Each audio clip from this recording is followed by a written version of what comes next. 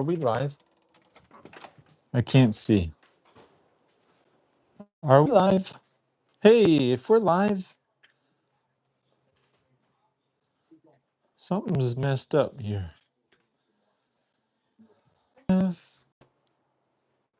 Way there. Oh, living on a 10 miles away. Okay. All right. We are finally live, guys. Hope everybody's having a fantastic day. Holy cow, I can see my... This is incredible. This is the part that I weeded yesterday, and it looks amazing. Holy cow, the part I weeded 2 days ago looks incredible. I mean, it's nothing but tomatoes. You can tell. You can tell. This was 3-foot high grass on Sunday. This was nasty looking, and now it's incredible. It's just tomatoes.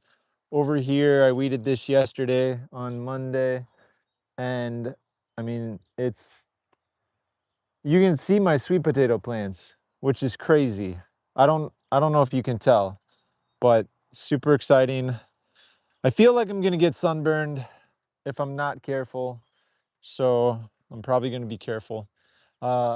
I have a lot of weeding to do. Like, this is a walkway, and I need to pull the grass.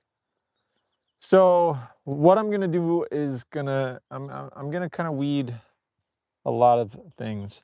I'm gonna go in hiding and put this over my ears, because I feel like the sun's gonna burn me. I already feel it burning, so um yeah, super awesome. Dude, I'm liking everything I'm seeing, and I can definitely tell that I weeded, so that feels good. I got this pumpkin patch here that I'm gonna weed around next. Yeah, I think that's a good plan. We got sweet potatoes here, they're looking good. More sweet potatoes looking excellent. We got pepper plants. Wow, holy cow, I got some peppers. There we go.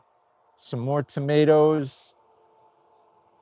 Lots of beautiful plants, lots of weeds. So what I'm gonna do, I'm gonna do some pretty intensive weeding right now. And then, holy cow, I'm gonna do some intensive weeding for sure. So I'll set you guys down. Hopefully the live stream's doing good. Hopefully the stream is streaming. Let's see if I can get you guys in a good location to watch the action. There we go. That looks pretty decent.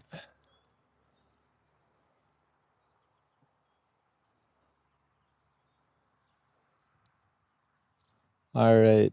Hopefully you guys can hear me and see me. And I'm just gonna go like a wild banshee. Get my turtle fur sunscreen stuff on. And yeah, you guys know the drill. I am just weeding by hand. Time is of the essence. These weeds are growing like weeds. The grass is getting crazy. So hopefully I can make this live stream a little more entertaining than the last live stream. Not all this grass is coming out super easy. Some of it's in there pretty good, but you know what? Holy cow. Oh my goodness, dude. If I don't pull this stuff now, it's speak now or forever hold my peace. So I'm just gonna go crazy and pull some weeds, dude.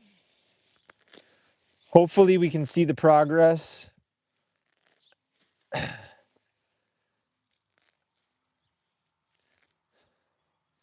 I have a job interview coming up on Sunday for natural resources. So that's kind of exciting, but I'm not really practicing a whole lot for it because I feel like if I'm going to get that job, I'm probably going to have to sell my farm, and I don't, it's like worst case scenario, if I don't get the job, oh well, I still have a pretty cool farm here, and I like where my YouTube channel is. I mean, I'm not super successful, but I like the possibilities that, maybe I could turn it into something eventually. And I feel like I have a lot of good things happening. So if they don't accept me as me in the interview, like, you know, I've never done the job. They're going to ask me about 4 questions, and I don't know what those 4 questions are. They could be compound questions that, like, maybe they're trying to see what I say, or maybe they're, you know, trying to see if I'm pretending to know something I don't know. I mean, some of those questions might be psychology or whatever. And I don't know, man. I don't want to put a lot of effort into it because I feel like, I went to college for that kind of a job. I have a lot of great experience. I mean, I'm a good person. I got a good attitude. I like to learn things. I feel like I'm really adaptable. But if that doesn't come across in my little 30-minute interview, I'm not going to sweat it because I feel pretty lucky. And I mean, I can't say that I've loved like doing things like weeding the garden, but thinking that I might have to sell this place to do that job, um, you know, like it makes me kind of think how lucky I am to have what I have because I don't think if I had to go buy a place, if I had to go find another 17-acre farm, I wouldn't get what I have right now. I wouldn't get a nice river, all these berry plants, the 6 years that I've put into, you know, building rock walls and planting blueberries and raspberries and apple trees. Like, I've invested a lot, actually. And I haven't even scratched the surface, to be honest. I've always been a little afraid of going all in. So every year I've, kind of put a little more in, a little more in. But when you're on your 6th summer, I mean, once you look at everything, it's like, man, I've done a lot and I've given a lot and I've sacrificed a lot for this little piece of land. There's a lot of things that bother me about it. I mean, I can't say that my neighbors are perfect. I can't say everything's idealistic, but at the same time, it's like, I don't know, it can wear on you. It still doesn't feel like home per se. I still don't feel at home. I feel like an outsider, like I'm not part of the club because there's a lot of old timers, a lot of families that have been here for generations, and I mean, I've done things like drive school bus and, you know, I don't know. I'm raising my kids and stuff, so I don't get out too much, but I don't know, man. I feel like it's still a really nice place to be. And I think there's a lot of nice people out there. I just don't get out enough to see all the nice people. And I mean, I don't know. It's like they say the grass isn't greener on the other side, which is true. But sometimes it is, like I don't think there's anything inherently wrong with moving. I think I think you can make things great wherever you go, and that you don't have to prove anything. You don't have to stay in the same spot forever. And just because you move 6,000 times doesn't mean that you're, not awesome. I mean, I think if I got the job and I had to move because they put me in a position that wasn't anywhere near my farm, I think I'd be I think I'd be fine. I could probably find another place. I probably wouldn't get as much land, but I don't think you need a lot of land. I mean, if I had this big of a garden at my next place, I mean, this is a lot of work. I stay busy. I can't even manage, I don't know how big this garden is, a quarter acre, an eighth of an acre. I mean, this is a lot of work on top of having a full-time job, on top of having kids and stuff. Like, it's a lot of work. So I don't know what I'm talking about, but man, having a weed-free garden that I might not be growing in next year, hypothetically, I mean, I've not been offered a job. I think there's a good chance they don't offer me a job, but I mean, that's only because I don't want to disappoint myself by getting too excited about it. But then if they offer it to me, it's going to be really scary because it's like, I feel like I'm kind of figuring things out. I'm finally figuring out, how to grow stuff, how to deal with the 9 months of winter in this zone 4B. I don't know. I'm figuring a lot of stuff out.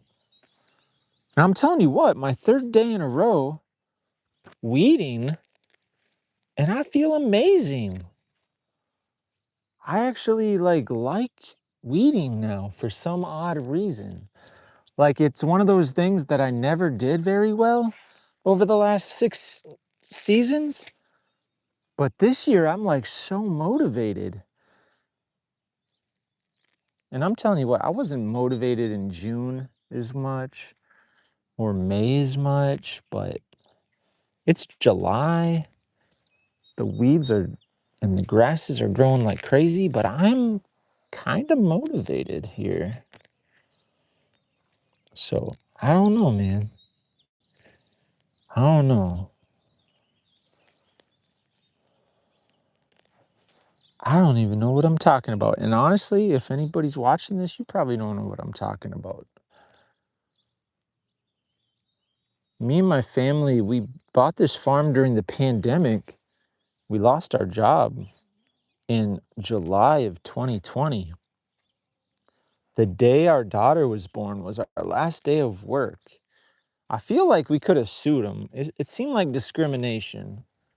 Like, like they gave us till the day our daughter was born, which was like, it kind of sucked. But we landed here. Like, we just made it happen.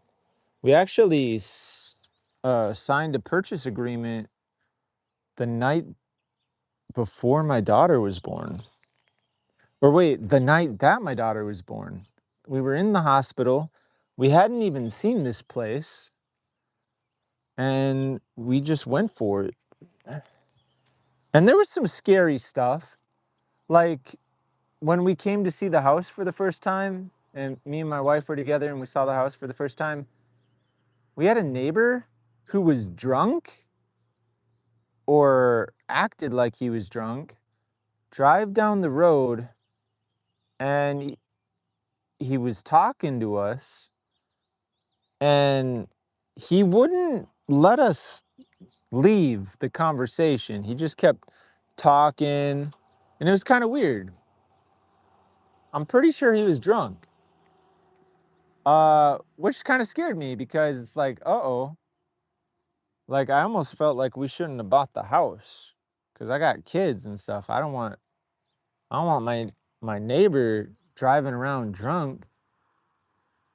uh, and running my kids over or something. So I was kind of scared and I was like kind of regretful, but it was really pretty, you know?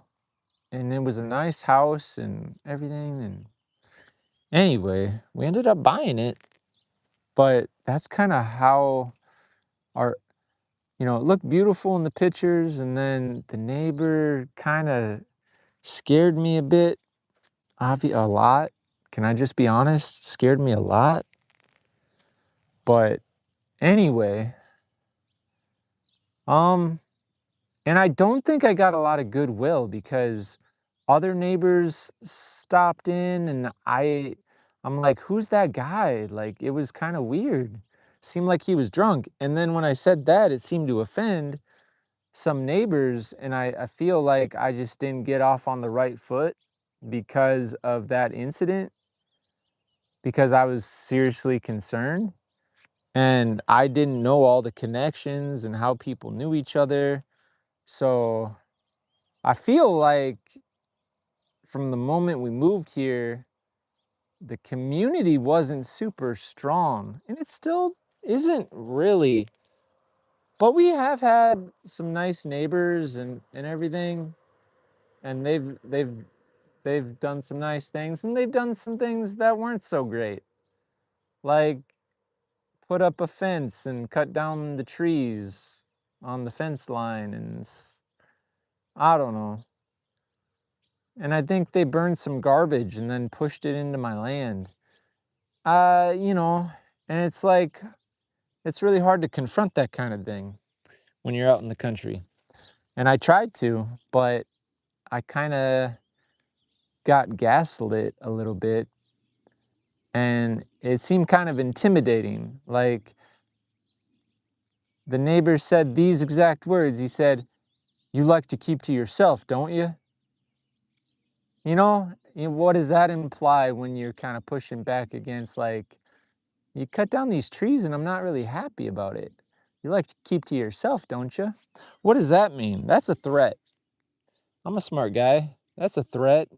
And I'm like, yeah, I like keeping to myself. I got a family. What are you talking about, bro? Anyway, um, there's been some weird things that like, kind of, but at the same time, it's like, what are you gonna do? You kind of move somewhere and you kind of deal with like things that are not perfect. But at the same time, it's like there's a lot of animals. It's really pretty. You got a river. You got like a lot of land. The house is pretty nice. But we had a flood. I had a waterfall in my basement. Um, the barn has like pine. What is it? Powder post beetle. So the barn is slowly being eaten away by some kind of a beetle, and I can't necessarily afford to like fix it up.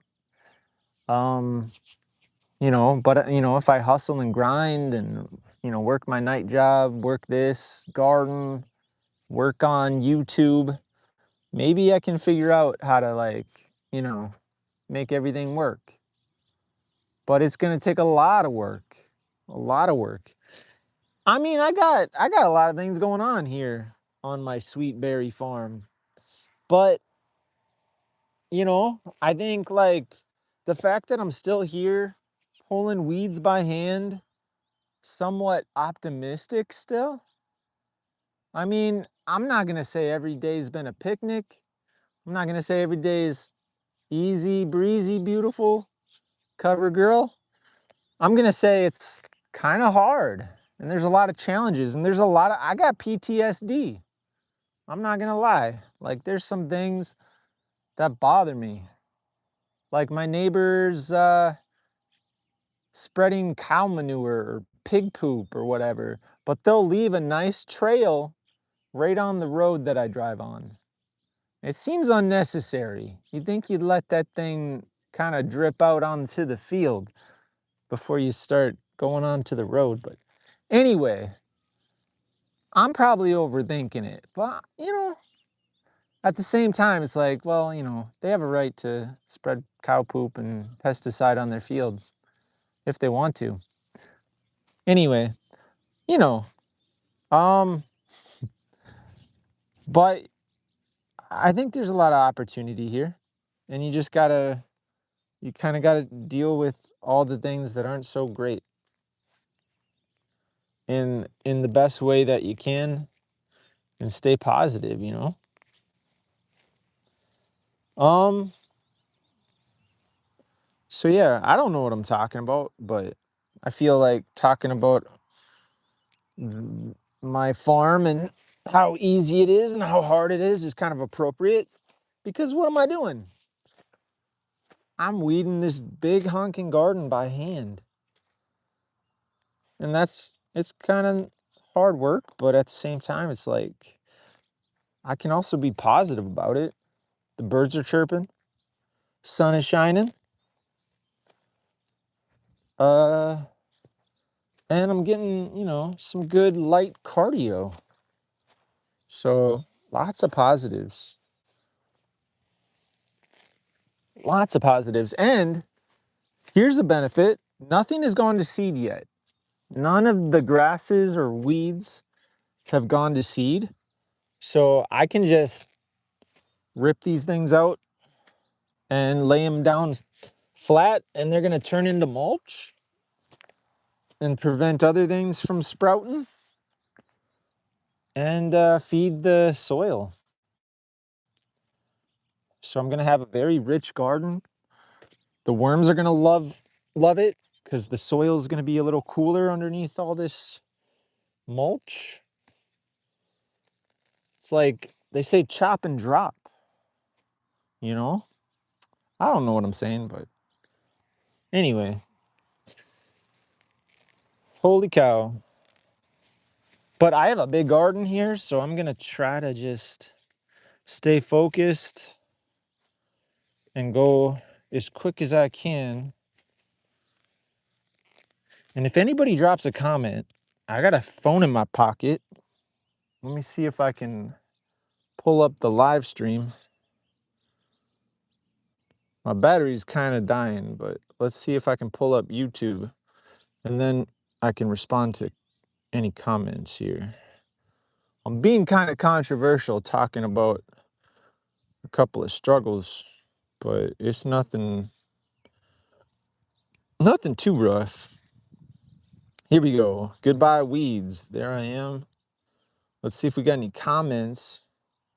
Oh, we got Joseph Gabriel Sadre 6022 says hello. I'm going to say howdy back at you if you're still there. All right. Super awesome. Look at that. Technology, guys. Live streaming with my Starlink satellite. I'm feeling pretty lucky. I feel like I got a ton of technology out here that makes it pretty easy to live stream in my garden. It's kind of my dream setup, actually. Wish I had a little more educational stuff to talk about to make this like more valuable. Maybe I can find a weed and talk about it or something. Right now I'm pulling a lot of grass, but when I come across a really interesting weed, I'll kind of talk about it. See if I can get some educational value into this live stream. You may not care to hear my personal story about this farm, so let me do some ASMR. Is that what they say? ASMR? Weed pulling? Holy mackerel.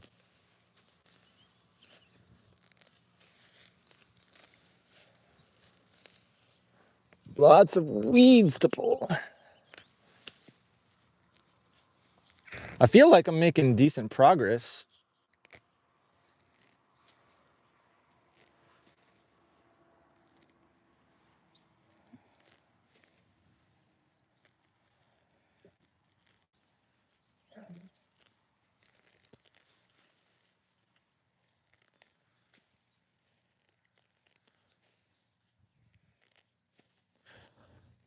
I mean, it feels pretty good to get out here and just... I got some interesting weeds here. So before my second phone dies, let me see if I got the app that can tell me what kind of weed it is, and then I'll talk about it. Because that was I kind of had that intention yesterday where I would come out here and do some educational stuff. Let me see if my sound's good. Do some educational stuff. My sound's great. Let me see if my sound's good. My sound is Educational stuff. My sound. all right. I'm gonna go find my Picture This app, and then I'm gonna take a photo of a weed. Let's see. Picture This. Please tell me I got it. Okay. Perfect. Uno momento as I take a picture of a weed. I might be off camera here. All right. I have a special weed. Aha, here's a weed. This one's called pigweed. I got quite a bit of this pigweed here. It's red root amaranth, common amaranth, pigweed amaranth, tumbleweed. It's toxic in specific cases when eaten, considered a weed by gardeners, mildly toxic in leaves if eaten in large doses, toxic to dogs and cats. It's an herb. Let's see. Temperature 32 to 95 degrees. Chalk loam. Though seen as just a weed, redroot pigweed conceals conceals nutritional wealth in its foliage and showy blooms. Viewed correctly, it's a nutritional dynamo, edible for humans and beneficial in farming. Okay. Its leaves are a veggie staple, while its seed enrich cereals and provide protein-rich feed for animals. In lean times, red root pigweed remains a reliable source of fodder. Beyond being eaten, red root pigweed prospers in nitrogen-rich ground, signaling soil fertility to agriculturalists. Hold on. So this reads like it's good for you, but it also said mildly toxic if leaves are eaten in large doses. Oh, okay. So it is good for you. And it signals that I got a nice, healthy garden. So that's good. I got plenty of that. All right. And apparently you can eat it. So that's cool. Large doses, huh? Let me try one of the... So what I'm going to do, guys, I'm going to try one of these leaves. This is the red root pigweed. It does have a red root, so I can confirm that that's the correct diagnosis. So that's kind of cool. So I can have a little bit of faith here. I'm going to tell you what it tastes like. Let's find out. 3, 2, 1.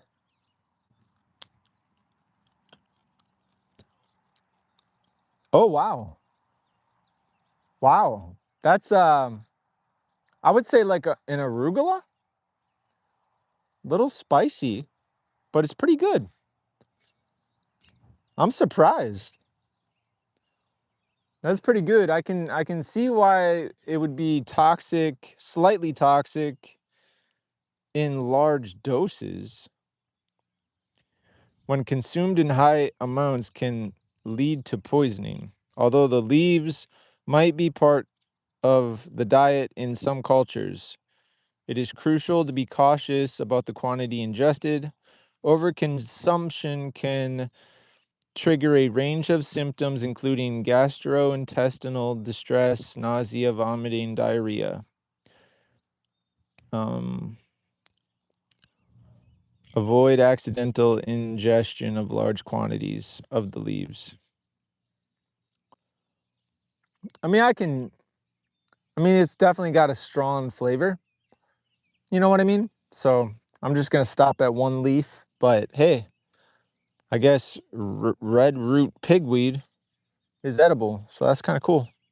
Glad I have that app.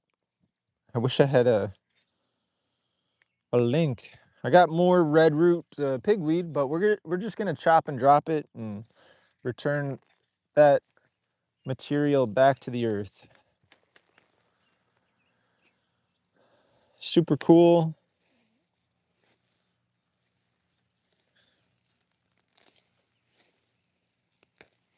And I'm just gonna continue to pull weeds. I got another plant here that I'm really curious about. I have a lot of that red root pigweed, but I also have a lot of this other thing. So I'm gonna figure out what it's called, and I'll show it to you. Let's find out another weed. Crazy thing is, things that we think are weeds, they're actually beneficial or good signs. And I don't mind leaving some things in my garden, like milkweed, some other things that I forget off the top of my head. But this red root pigweed, I guess, isn't that bad. All right, let's take another photo and we'll see what it is. This one's a little more sus, in my opinion. It's called lady's thumb. Let's see.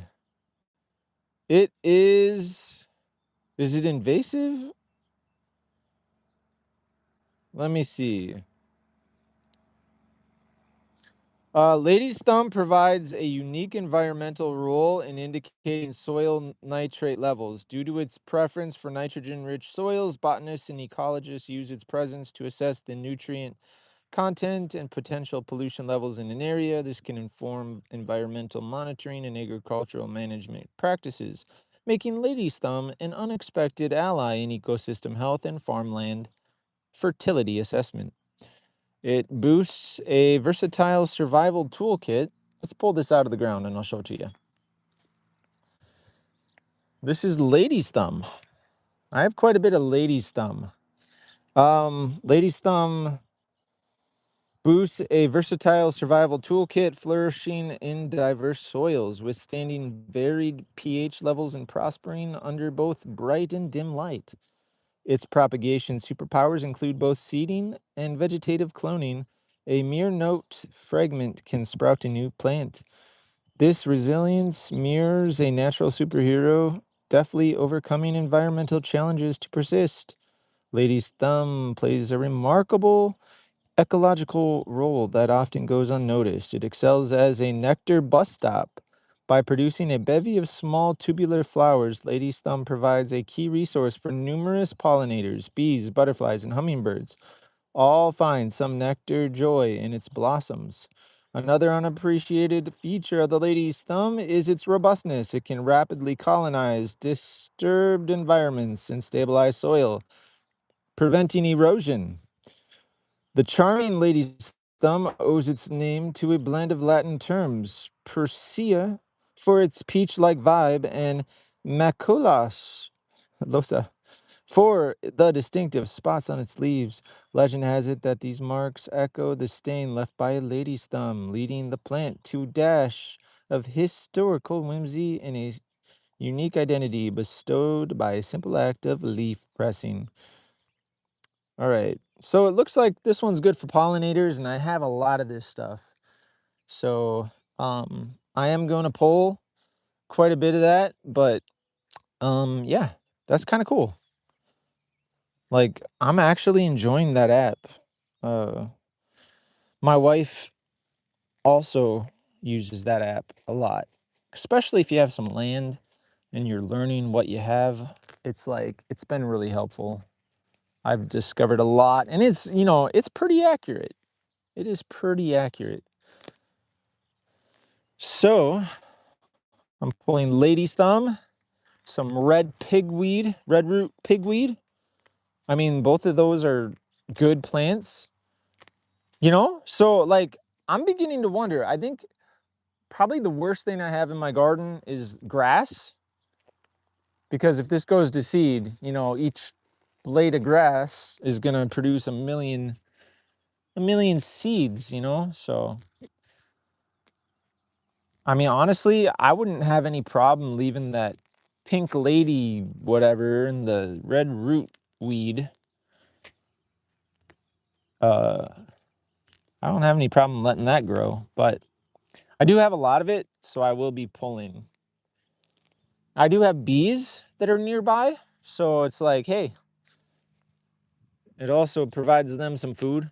I just know I have like a ridiculous amount of that everywhere, so if I pull, you know, 1,000 of those lady thumb whatever things, I'm gonna have 1,000 more. But it's cool to know that, like, hey, some of these things are beneficial. You don't just have to have a completely weed-free garden. Plus, I mean, I'm not saying people want to do what I'm doing, because this is labor intensive, kind of, but it's not a bad labor unless you prefer doing other things with your time, because this does take time. I think that's the most labor intensive part. If you think time is money, but then, you know, you're getting exercise and stuff like that, and there's benefits, you know. You're probably going to live longer or something by pulling weeds, so I mean, don't quote me, but there's probably something to that.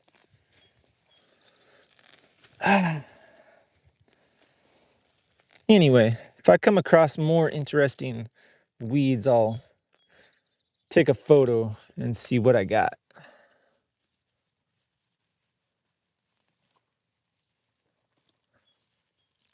I'm going underneath my plant here to pull some grass because I desperately want to make sure I don't have a bunch of grass seed spreading, because that is the bane of my garden's existence, is grass.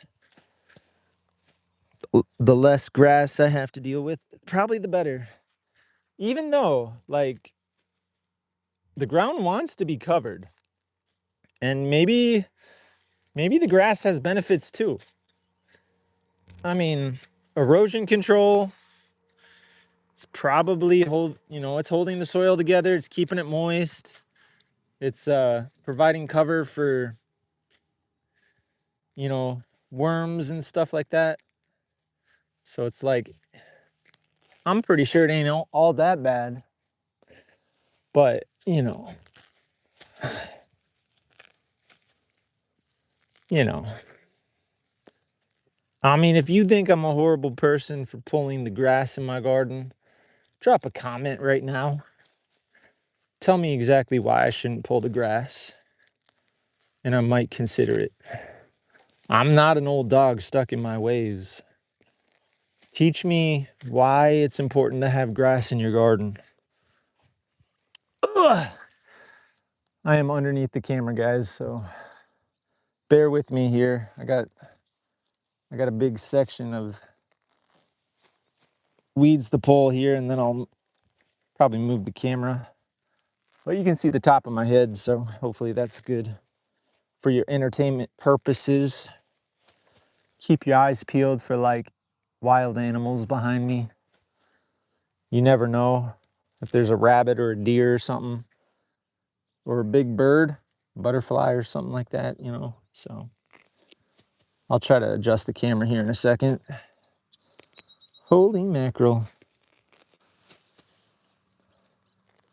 I'm definitely grounding myself, touching the earth and stuff. There's got to be some health benefits in here somewhere.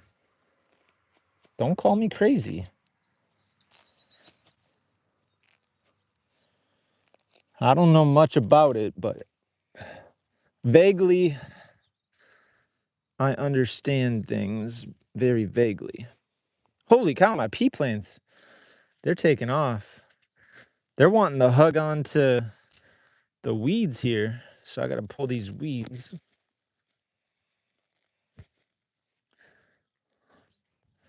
Man, these pea plants need to climb. I think we're gonna get some good peas if I can get them on a trellis.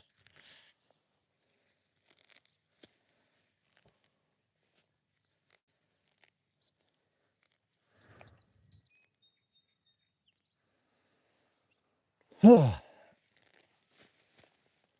right, guys, I am making real good work of this particular section that I'm in, and then we'll get readjusted.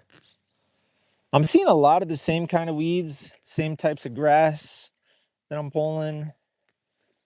The two that I described earlier, the red root pigweed or whatever, and the lady thumb, basically just have a lot of that in the garden. So it's not like I have 10,000 different types of weeds that I'm dealing with so far in this section. It's all pretty consistent,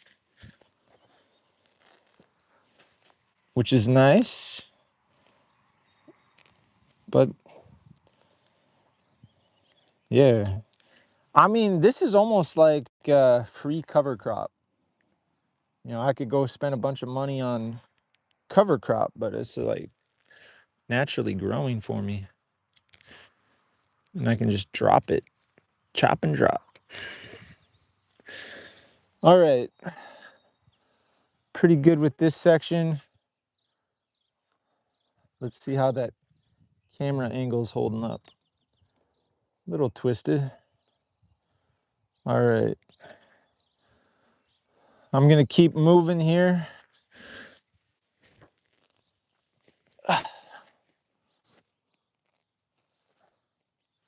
My wife and I have a 16-year-old daughter. She's been out in the garden weeding a little bit, but I noticed she's just kind of pulling the tops of the weeds and not getting the roots as much. So I'm a little more patient and motivated to get the weeds out. So I'm trying to get the roots as I pull. And it's not too bad. They're coming out. They're coming out pretty good.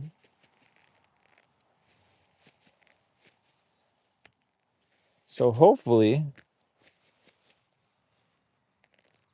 you know, I am disturbing the ground a bit. I'm pulling up some fresh dirt, you know, so I could be exposing a few seeds. But what are you gonna do?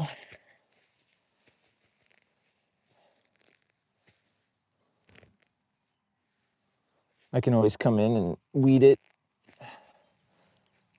I mean, there's a lot of tools that you can come in with, but I don't know. I feel like I have the kind of garden where you have to be really thorough and you have to pull stuff out by the root. It's just the way it is. It's not like I started this garden out of a lawn that'd been mowed for 20 years. You know, it's like pure field that cows have been munching in over the last 100 years. And then basically just a grassy field that they got, they probably made some hay bales out of and stuff. So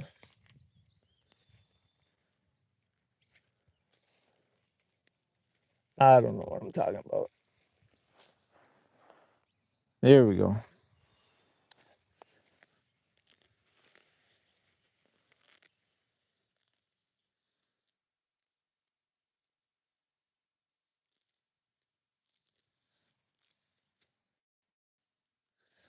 I think we're supposed to get some rain.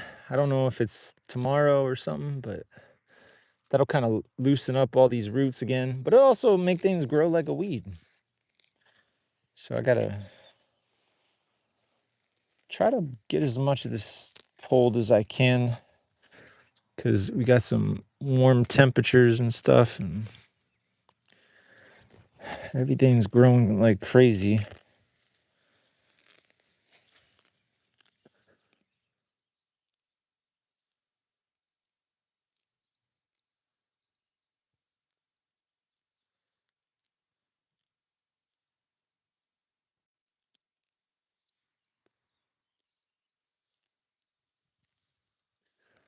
Everything's growing like crazy.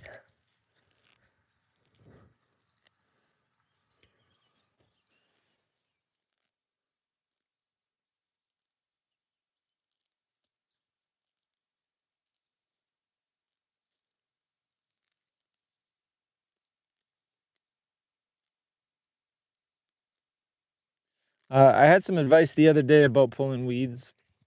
Somebody said they use a screwdriver, but I don't know. This isn't too bad. Like I'm doing smooth motions. My hands haven't been hurting the last couple of days. Doing it by hand. I've had a little bit of dirt and like some cracks on my fingers. A little bit of dirt tattoo, but I've not experienced any like soreness in my hands or anything. My body honestly hasn't been very sore. Like you would think like being bent over and stuff, like hunched over, would cause some soreness, but I've been pretty lucky. I know it can, but especially if you're out of shape a little bit, just starting to do this kind of thing. But I think if you start exercising, it's hard to start exercising. Like I could not do push-ups a month ago. I could give you like 3 push-ups, but I knew I needed to do push-ups for this job interview that I was talking about earlier. And I started practicing, and I'm up to 18 push-ups. Nothing crazy, and it took a lot of work. And I probably can't give you 18 push-ups right now, but hopefully by next Tuesday, I'll be able to do 18 push-ups when it counts. So it's like, if you feel sore after weeding for a couple hours, I wouldn't give up on it. I think if you get your body moving, uh, you'll get tired. Like if you want to fall asleep, come out to the garden, pull some weeds, work hard. You'll have really good sleep. I guarantee it. I'll put my name on that. You will sleep very well.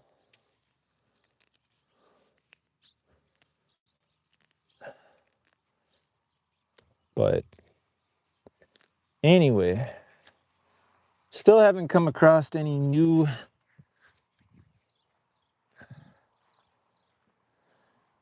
weeds that I'm gonna stop and show you guys, but pigweed and grass.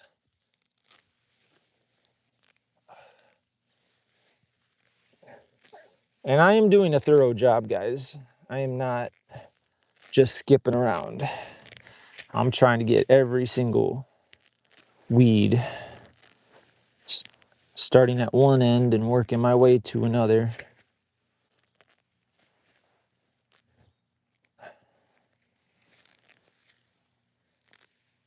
For sure.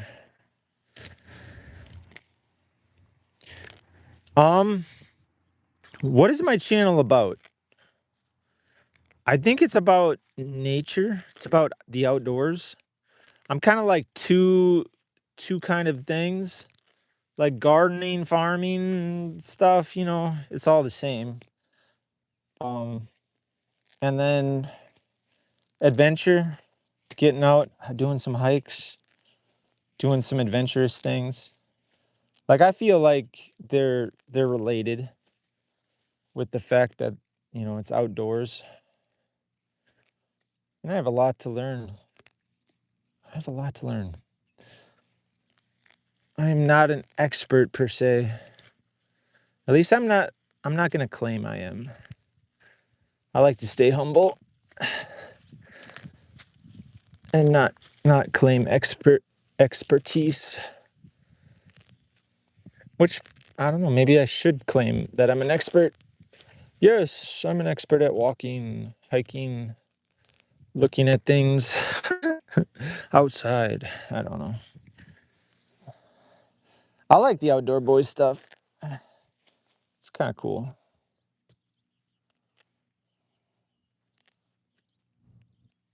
I wish I could hang out with my kids and do cool stuff like that as a job. But my kids are like the same age as Tom from the Outdoor Boys channel, and they're really excited about Minecraft. They're pretty good at it. They kind of want to do a YouTube channel, but they want to do like a faceless YouTube channel. They're not super excited about being on camera, which is cool. I mean, we live in the middle of nowhere, so it's like there's not a lot of jobs for like kids around here unless they want to milk a cow, but I don't think that's their interest. I don't have any cows to milk, so that probably doesn't help. But I don't know. I tried to do some gaming on my channel, on this channel. I did a little bit of Minecraft just to experiment, and it started to catch on, but it doesn't really fit with the niche of the channel. And so I've been trying to pivot it to like, outdoor content, gardening, hiking, whatever. I got to kind of keep it on topic, on a topic, which is still pretty hard. I think there's a lot of ways you can do a channel.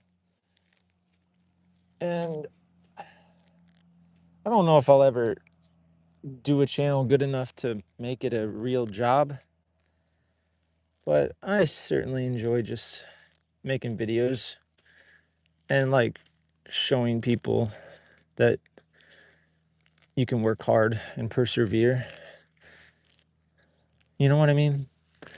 I think a lot of people just like come home after their job and watch Netflix and chill, and they miss out on a lot of stuff. And I'm trying to grind, and it's hard. It's almost impossible to like do everything perfectly. Be a good dad, have a good garden, have a job, make money. It's hard. It's a challenge, but I think everybody's got that challenge who has kids and stuff, and the economy and everything. Property taxes rising, grocery prices rising. I don't know how people survive, but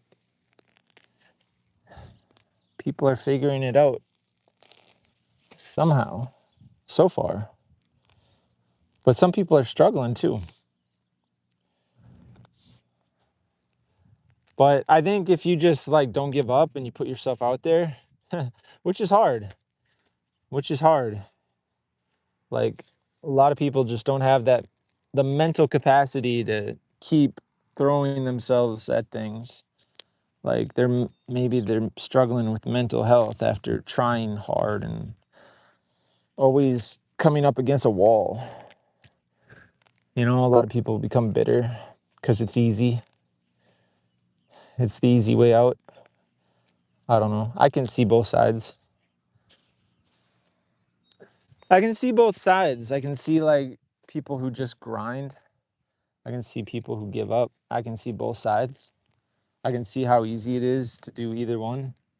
But I think the biggest thing is just being positive. Like almost like positive in a way that could only come from like God, like a higher power, because ain't nobody strong enough.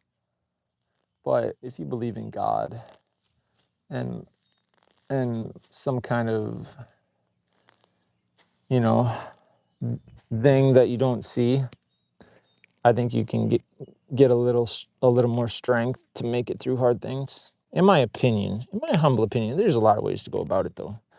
I certainly haven't been in everybody's shoes, but for me, when things get challenging, I like to believe that I can make it through and find some strength. But I don't know. It's all good. This is challenging. I mean, it's like I'm making it a challenge. I'm making this challenge up. I don't necessarily have to do this. I could just go buy some groceries at Walmart. I could go spend, $500 on vegetables and probably get more vegetables than I'll get out of this garden. Probably not, but it's fun. It's a challenge. And I'm trying to set myself up for the future by getting better at gardening every year and by having nicer soil and figuring out a system. Like, I might look back on what I'm doing right now 5 years from now and say, wow, that was crazy. Why was I pulling weeds by hand? What a waste of time, right? And there's probably somebody that'll come across my video right now and be like, hey, I'm an expert at pulling weeds. You're doing it the wrong way and you're wasting hours. Like, but I guess I kind of have to discover it for myself. Right now, pulling these by hand feels like the quickest way to a weed-free garden. But I'm open to the possibility that I could be extremely incorrect in what I'm doing. There's so many theories on just about anything. There's people who say no-till is the best way. There's people who want to cover everything with a silage tarp. And I don't know. There's people who use broad forks instead of tillers. I don't know. There's just a ridiculous amount of things out there that you can do. Some people would rather have a screwdriver in their hand. Some people would wear gloves. Oh my goodness. Somebody just drop it in the comments. Would you be out in the garden pulling weeds by hand? Let me know. I'm going to go investigate, see if my phone is still on. We have no more comments. Last one was Jose Gabriel Sadre. I'll look down at the comments if my phone stays alive. So feel free to drop some comments and tell me what I'm doing wrong or what I'm doing right. I'm just pulling weeds by hand. And when I say weeds, I mean grass. Grass and some weeds. I'm finding mostly grass, which if this stuff goes to seed, holy cow. That's not good.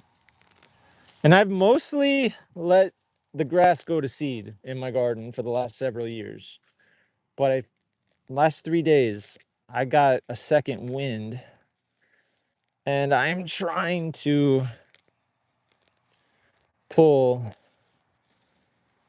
the grass out by the root. And I have a lot of it. Holy cow. I'm hitting a rough patch of like some compact clay and the roots are not coming out easily. It's pretty compacted in this section. I suppose a screwdriver would loosen it up. This is where a screwdriver would probably come into play, right there, for sure. Most of the other spots that I've been pulling from, I've been able to get the roots out pretty easy. But in this spot, holy cow. A very compact area.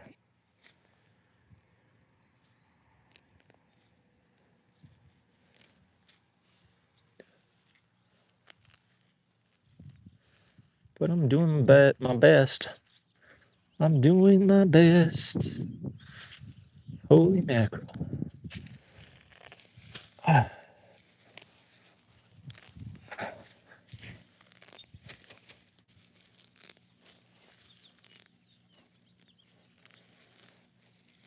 All right, guys. If you want, dude, I don't think I finished my coffee. Bro, I made myself a coffee, but I think I left it in the house. And I had it in my sweet Life is Sweet mug that I'm trying to sell. I don't think I've sold a mug yet. I tried to make some merch for the channel. I'm like, you would think with 42,000 subscribers, I could sell a mug. But honestly, I think most of my subscribers are from other countries.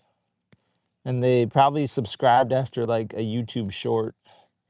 And they don't know that I'm making like live streams and other videos.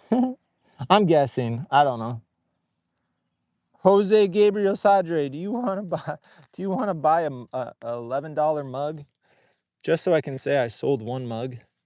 I'm kidding. Don't do it. I don't want to make you do it, dude.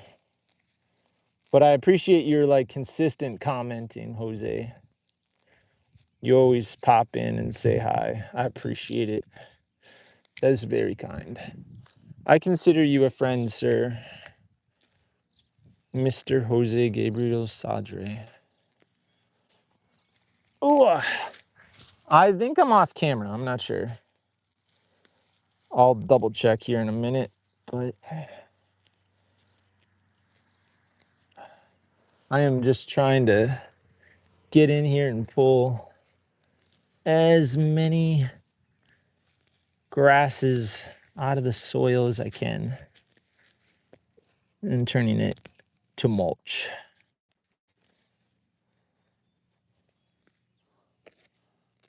Oh boy.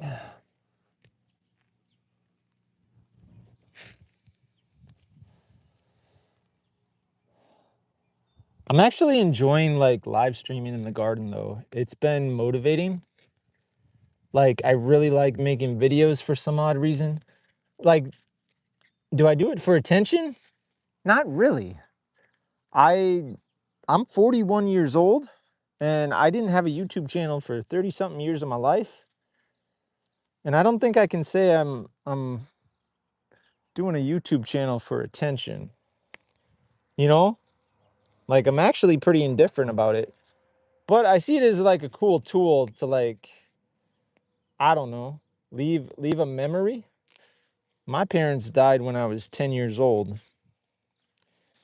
And I don't have a lot of memories of them. I mean, I probably have as many bad memories as I do good, maybe even more.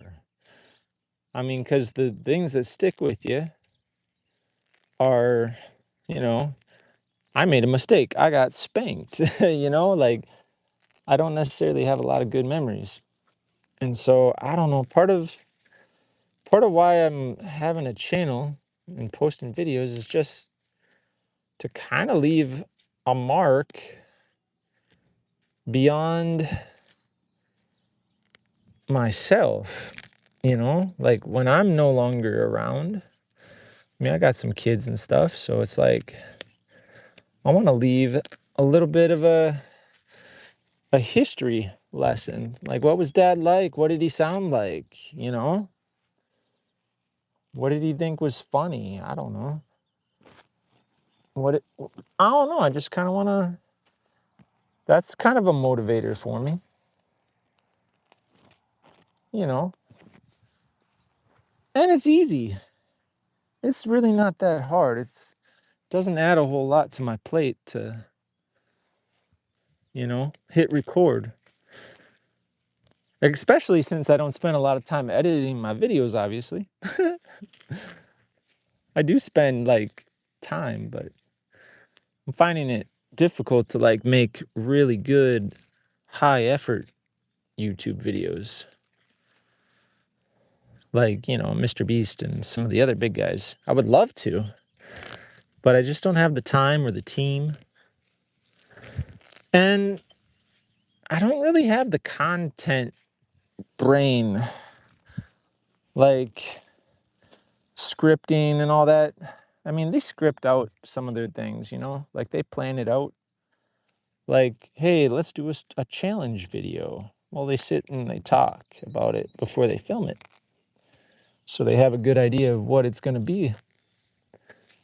I don't know. Those are steps I haven't really taken in most of my videos. I'll just come up with an idea on the spot and just like kind of make it up as I go. And I guess that doesn't always get the views when you make stuff up on the spot. So I'm sure if I followed some kind of a formula and planned stuff out and made videos people actually are interested in, I'd be more successful. Obviously. Holy cow. I don't know. I think if it rained, it would help me to pull some of these weeds. It's getting a little bit harder in some spots, I noticed here. Ground's a little more compact in this particular area, and the soil is not as wet.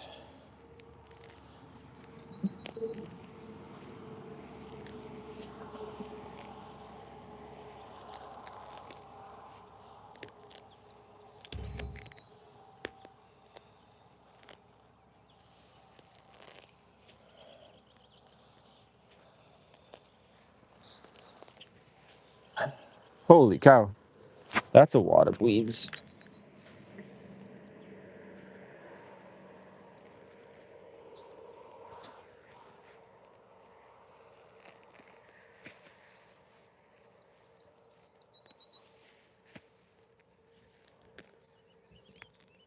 Hoping I don't get a severe sunburn. That would be a rough day. Yesterday I had a pretty nice, like,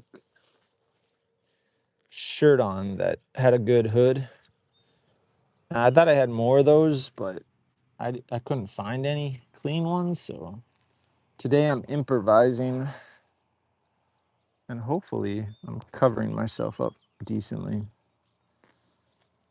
enough. I don't have a lot of melanin in my skin, so I'm kind of like albino a little bit, and I burn.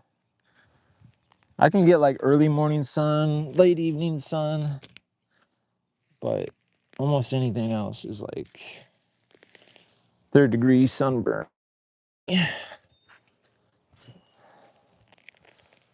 So unfortunately, I don't look as cool as some people because I'm covering myself up a bit, but that's all right. Maybe I'm even cooler.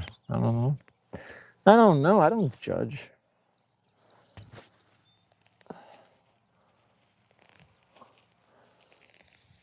There we go. This stuff's coming out pretty good. Got some thick pine bark mulch that I'm pulling this stuff up through right now. And it's coming up. Must be looser soil underneath there.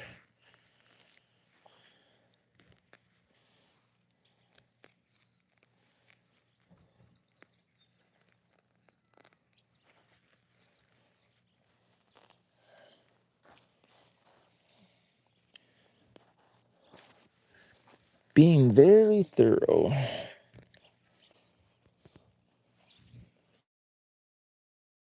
Lady thumbs. Uh-oh.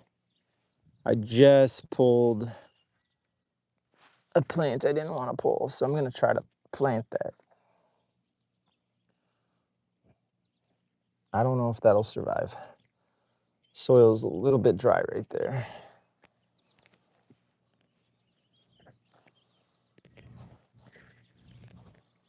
Fortunately, it was probably one of the weaker that I had growing over here.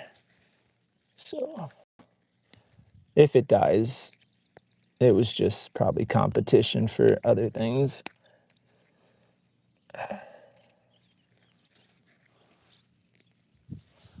All right. Oh boy. Today's live stream not doing so hot. Let me check though. Let's see. It is a Tuesday. Sunday I did pretty good. How many people we got? We got 2 people, no other comments. Appreciate the 2 people watching. Thank you so much. I'm just gonna keep pulling here.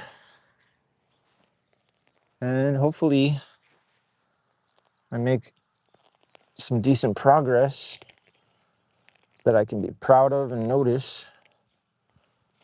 Right? Hopefully it wasn't all in vain. Really, I mean, this is for future seasons because the less seeds that get dropped down into this garden, the better.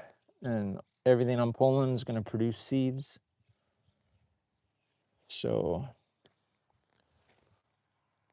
I think it's all a win. It's all a win.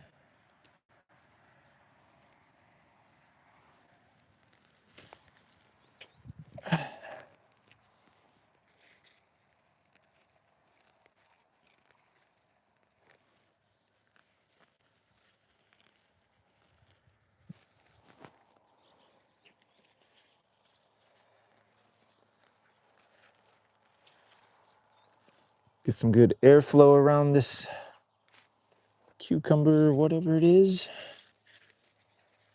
by removing competing weeds.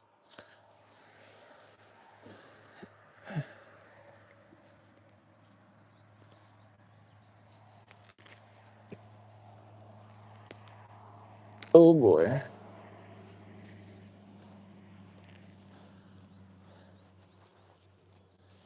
Notice some soil drying out over here. I'm gonna chop and drop to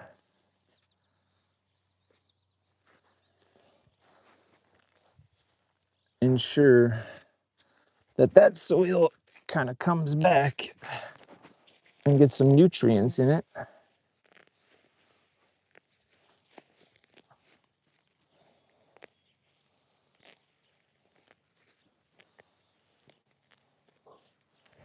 I feel good. That's what I'll tell myself. I think if you stay positive, it gives you more energy. Because I can kind of feel an ebb and a flow. My body's telling me I'm hot, uncomfortable. You know, if I'm just listening to my human voice, it's telling me that there's way too many weeds. You're gonna accomplish much. It's kind of like, do you know what you anybody struggle with math? And you're like in a math class and you're like, if I put in effort, I'm still not gonna get it because it's like challenging and difficult. And so you just kind of give up. You just kind of self-fulfill the prophecy because you're overwhelmed. And you know, it's like if I put in all that effort, I'm still not gonna understand it because it's like something I'm not interested in. Well, I am interested in my garden. I'm interested in like the HGTV version of it. So that's a motivator. I'm interested in the YouTube video that I'm making right now of pulling weeds, but I'm not so much interested in the actual act of pulling the weeds. And when I look around, I see an overwhelming amount to pull. And it almost feels overwhelming, like I'm not going to be able to do it. And all this effort, the last 3 days of pulling weeds, is probably going to end in tragedy, right? I mean, weeds are going to sprout on top of where I've already pulled, and I'm not going to be able to keep up. And it's just going to be a nightmare that's going to consume my entire summer. Anxiety, right? Holy cow, that sounds horrible. Or I can frame it in a different way. Like, I am making a difference. You know, like even if I get half the weeds, that's less weed seeds for the next year, right? I don't know. Anyway, I just need to stay positive because I think it gives me more energy to keep moving my body, even though I'd rather go inside and watch like some YouTube. I really would. I'm not joking. I would prefer to stop right now and go chill and watch some YouTube. And I got excuses to do that. I worked last night. I put in an 8-hour shift. Um, I drove an hour and a half, both round trip to get to that job. And I'm tired, right? Why am I out here? But at the same time, it's like, well, it's a stepping stone, right? That job's a stepping stone. It's giving me an opportunity to interview and do push-ups for this natural resource job, you know, and it's paying me really well and it's got amazing benefits. And I'm very lucky to have the job I have right now. And I'm very lucky to have the garden I have. And I'm very lucky to have the YouTube channel I have. And even though I don't feel like I don't always feel 100% grateful and thankful and energized about every single thing I'm doing in my life. Sometimes I feel like I'm struggling, but I gotta stay positive because it gives me more energy. And if I have more energy, I'm more likely to make it further. And it's like kind of a self-fulfilling prophecy. Just like if I were to be negative and give up on the overwhelming amount of weeds in this garden, uh, I don't know if I'm making any sense, but you know what I mean. Like, I think if I'm just super optimistic, I'm more likely to be able to achieve my goals and to, do things that I didn't even think were possible, truthfully. They say fake it till you make it, but uh I don't know. That's not entirely true. At some point you kind of have to believe it. But to jumpstart yourself into believing it, you got to fake it a little bit sometimes. I don't know. It's a strategy. I don't know. I don't know what I'm talking about. I'm not a scientist. I'm overtired. It's hard to philosophize when you're like 3 sheets to the wind. They say if you're tired, it's like being drunk. I don't do a lot of drinking. I think that stuff is kind of a waste of time and money and energy. And some people don't handle that stuff very well and abuse it. And I'm not super interested in it. But being overtired, they say, is like being drunk. And I have to agree. It kind of is a little bit. It kind of is a little bit. But you can still do some cool stuff. I don't recommend driving when you're tired. But I think you can pull some weeds and do a YouTube video. That's pretty chill. Oh, what's going on today? My wife went to the grocery store, took my daughters with her. So they're enjoying life. And my sons, they're sleeping in. They're kind of night owls a little bit. They burn the midnight oils, so they were waking up kind of late. And I told them they can watch TV if they're learning about how to make YouTube videos. So I think they're watching how to make YouTube video from MKGB, or I don't know, that techie guy who does techie videos and car videos. I don't know his name, but anyway, it'd be cool if they were out here helping me, but I don't want to push it, you know. I'll just be an example so they can remember that their dad was a hard worker, because someday they'll be into it. They've helped out sometimes, but it's not their big interest. I know my grandpa used to force me to help him in the garden, and we'd be out there for 8 hours, and it'd be a nightmare, but somehow I had Stockholm syndrome and actually remember those moments fondly. How rich his soil was, mostly, how weed free it was, and how much vegetables he grew. He made it look easy, but his garden was much smaller, but the soil was so rich. He lived in town, so it was probably easier to keep the animals out and Ooh, excuse me. Wow.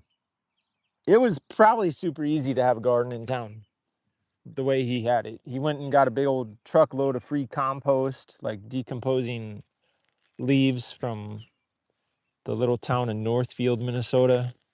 He would drive like 14 miles to Northfield from Lonsdale and get a trailer full of composted leaves, throw them in his garden.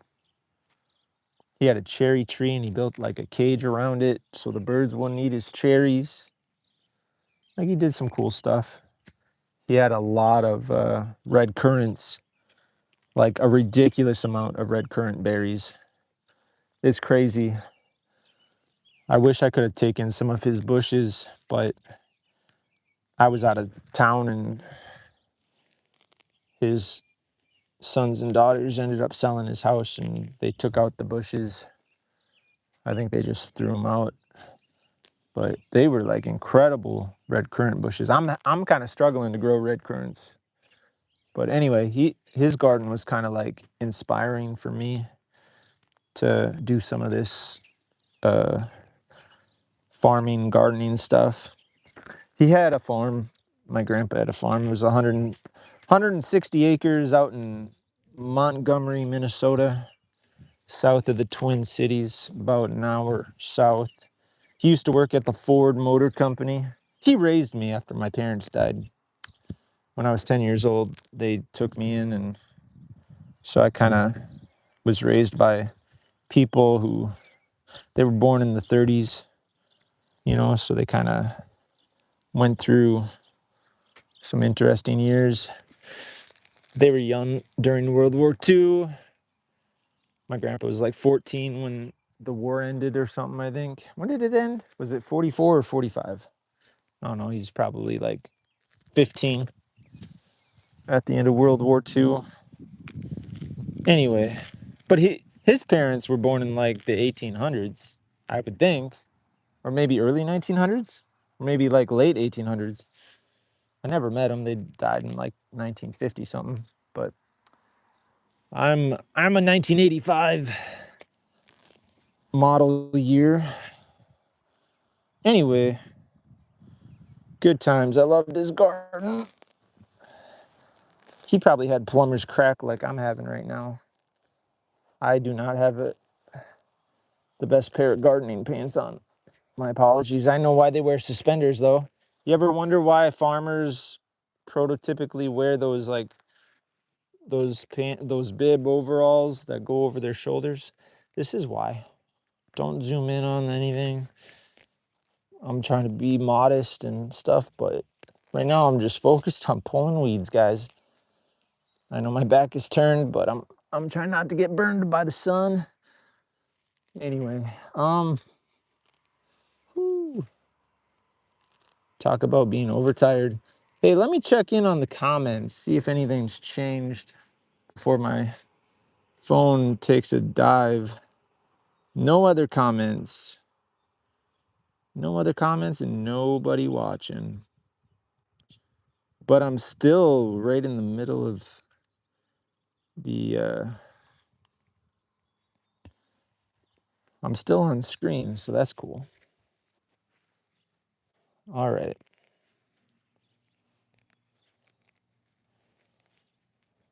I'm just going to keep pulling. I feel like I'm making really good progress in this garden as far as like getting rid of grasses and stuff.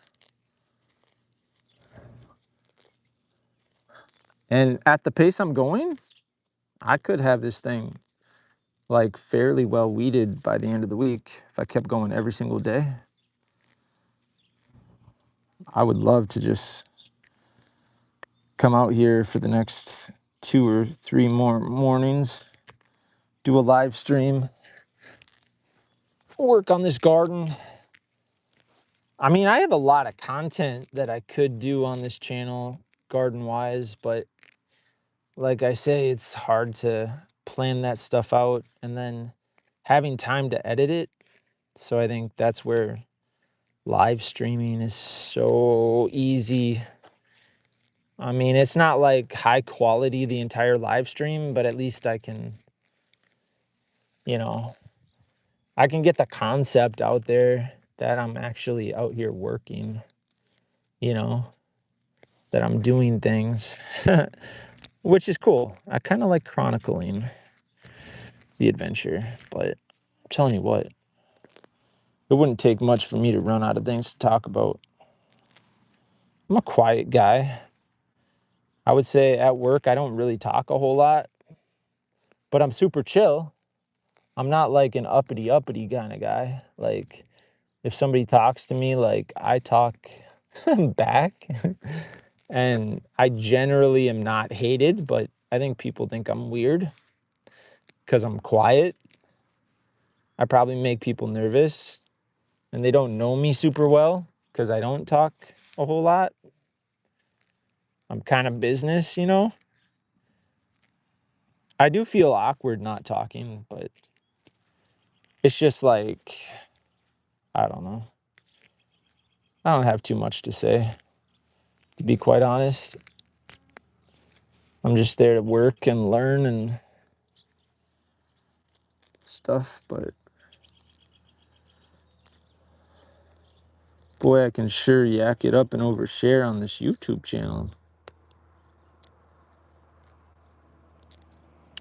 But I also hear that people like that because they get to know you and stuff. And the more vulnerable you are, the more people like can be fans of you or whatever.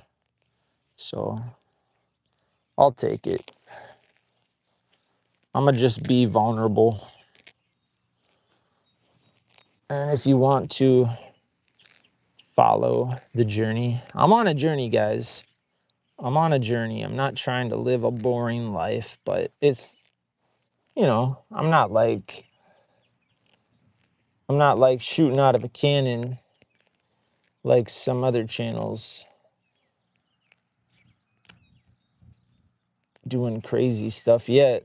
But there are some things that are like more exciting that I want to do. Like I have plans in the back of my mind to do some more exciting things other than pulling weeds. But right now this is what I got, right? I got weeds in front of me, so right now I'm pulling the weeds. Maybe one of these days I'll go on a crazy adventure and climb a mountain, run down it, talk to a grizzly bear or something, but today it's pulling weeds and I'm gonna do it well.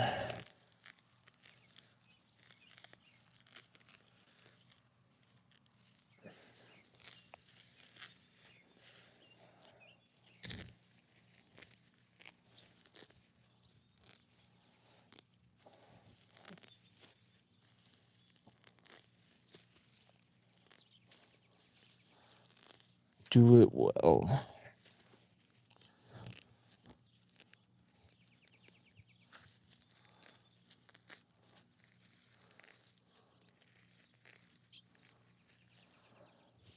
So I'm in a big old walkway right now. Kind of trying to get some of this grass. It doesn't really impact any fruits or vegetables where I'm pulling, but it does impact like these going to seed and blowing into my other areas. So when I am weeding my garden, I am trying to do a very thorough job getting the weeds from every location imaginable. Walkways, garden beds.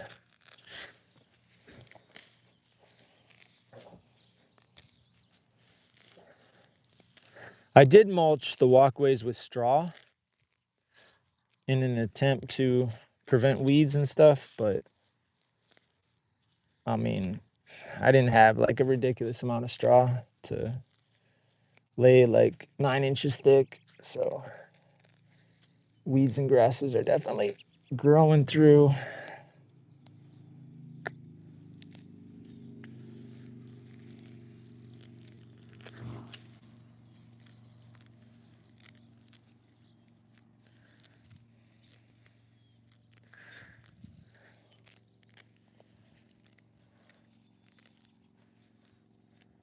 Holy mackerel. Like, this is crazy, guys. I'm like touching every individual weed. This is crazy. I would need an industrial strength flamethrower to like burn all this stuff off.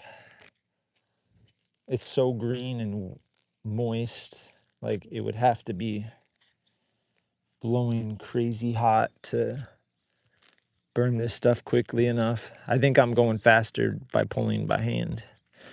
Then I don't have to worry about it resprouting as fast. Because the roots would be left and stuff would probably shoot up from the roots, especially all this grass.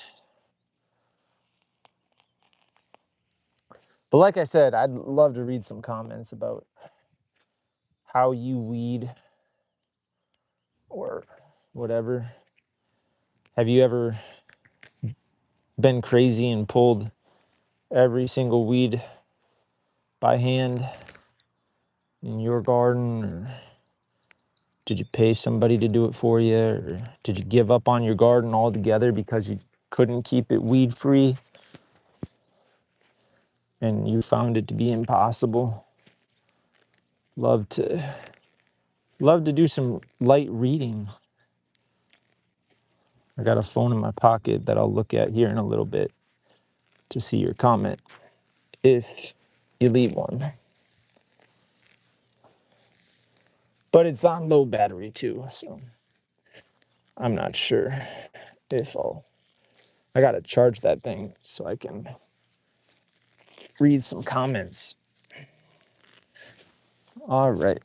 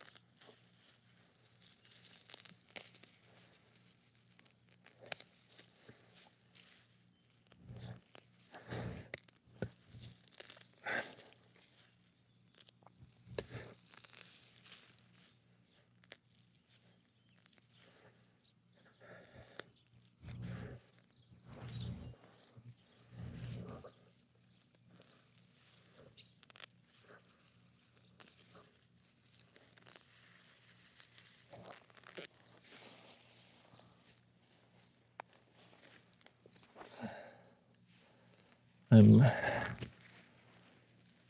definitely gonna have to stop at some point and get some sleep.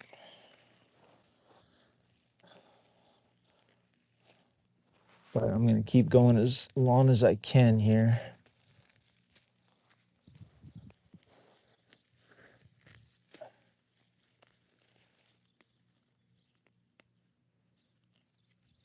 As long as I can.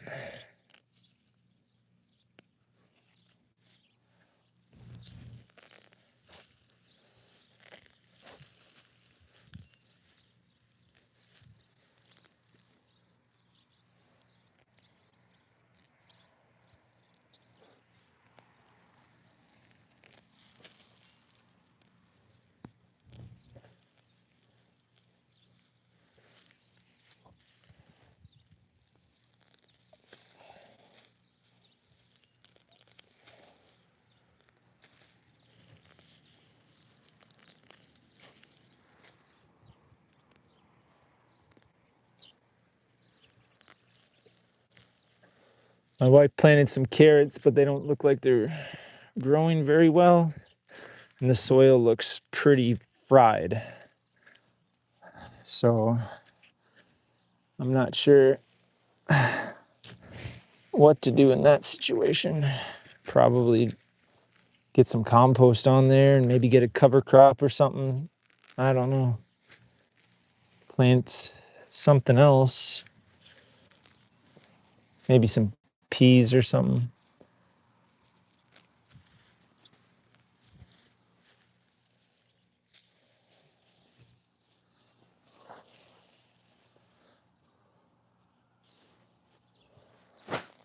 I don't know. Am I still on camera? Oh. Ugh.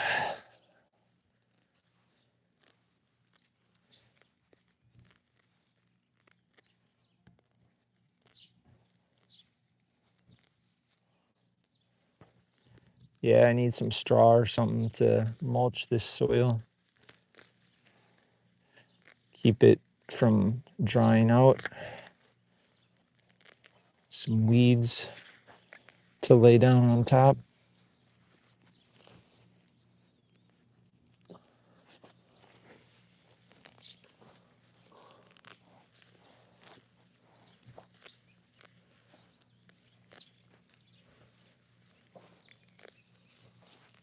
Ooh, I got a dandelion. Wasn't expecting that. It already went to seed. So I'm gonna have some dandelions to contend with. But that's all right. I don't mind the dandelions so much, actually. I don't consider them a weed at all. Bees love them. They're pretty. You know what? I don't see what's so bad about them. Unless you just want to look like a golf course. And I have the luxury. I live out in the country, so it's like there's not as much pressure from neighbors to keep the dandelions down, which is silly. They're really a pretty plant. They do a lot for the soil, and you can eat them, and they're pretty valuable, actually, when you look into it. So the fact that that one went to seed, I don't mind. And they're easy enough to pull up if you need to. I mean, they do have a good tap root, but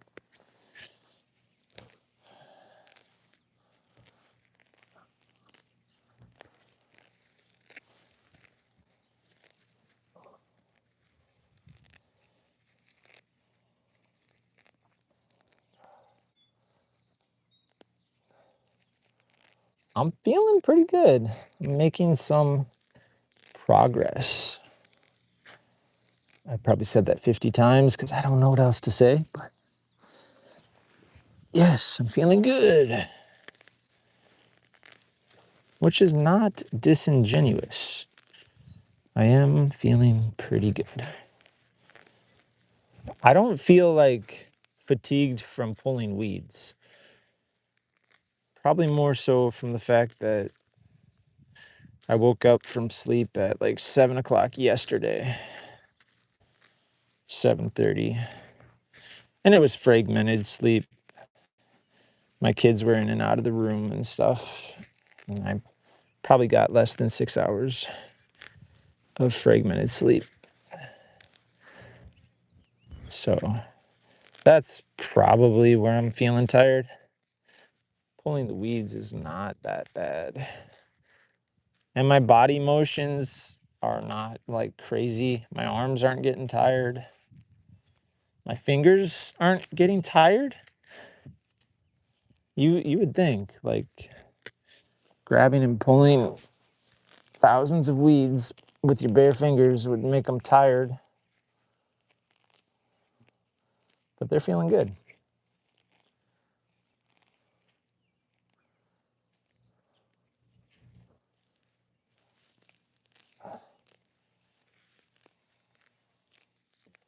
My fingers are feeling good.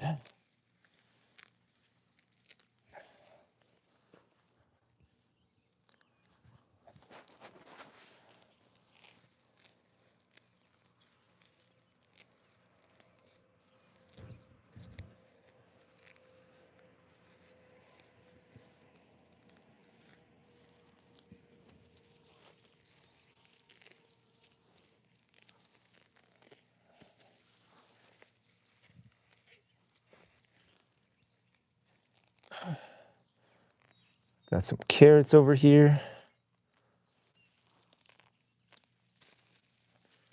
Try to keep from breaking those.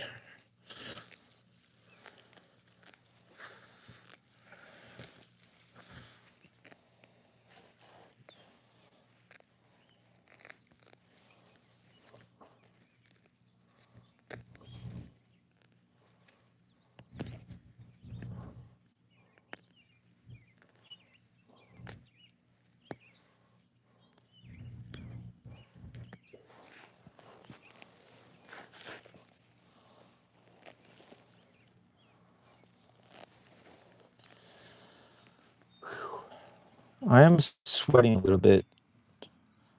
Nothing horrible, but I do feel some sweat. So that's good.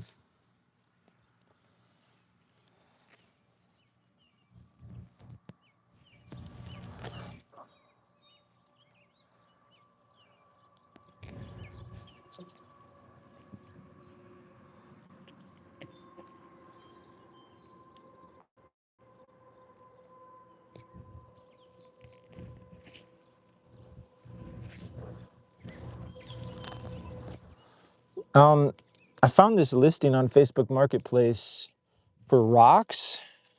Somebody had like a walkway made out of rocks and they wanted somebody to take it. So it was pretty close to my house. I decided to message them and say I'll take it. Because if you know anything about me, I'll stop alongside the roadside and pick up rocks because I'm trying to build an epic rock wall around my gardens, around my farm. But I got 17 acres and let's just say it's going to take a lot of rocks to build this wall. And I have a lot of different gardens. And anyway, so this seemed like a pretty good deal and it's pretty close to the house. So on Friday after work, I'm going to swing by early in the morning. It sounded weird to them, I'm sure, because I'm like, how about early in the morning on my way home from work? Yeah. Sounds a little sus, but they said okay, so. So I should have a nice pile of rocks to add to my beautiful English garden walls.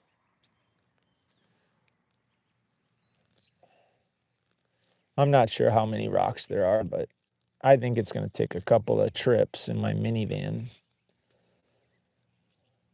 So we'll see how that goes. I don't know if I have to pull them out of the ground from where they're currently sitting or if they're going to put them in a pile for me so I can just load and go. But yeah, I lined that up. So I feel good about that. The only way I'll feel bad about it is if I get that job and all these years of collecting rocks will be for naught.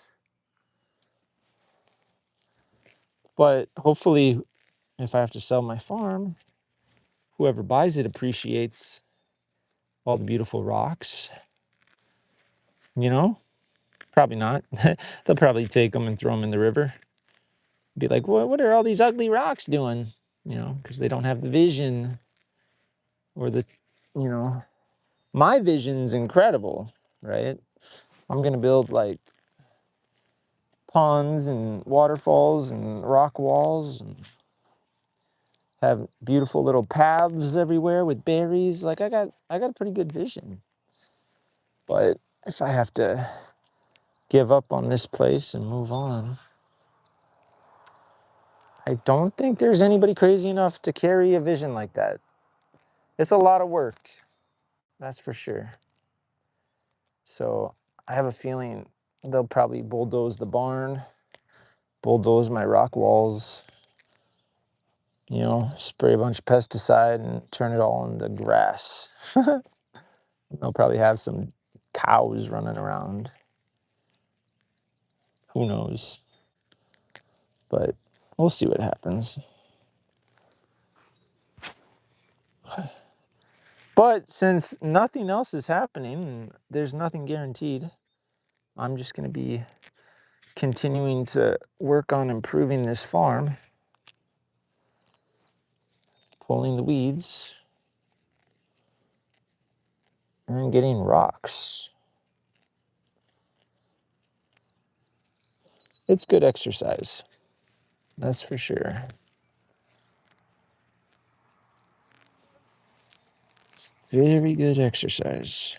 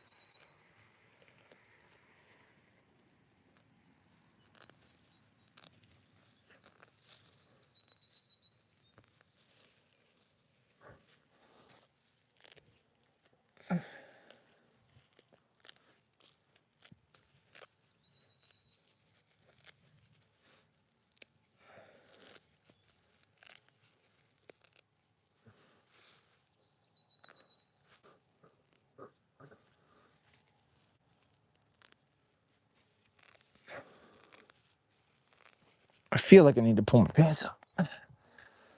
All right, guys. Holy cow. My shirt is getting wet. 10:42. Let's see if I'm still on camera.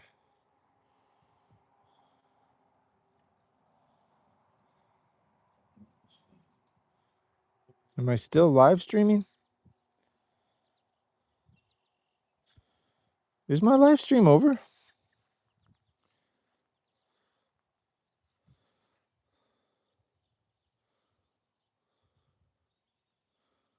Playing on YouTube TV.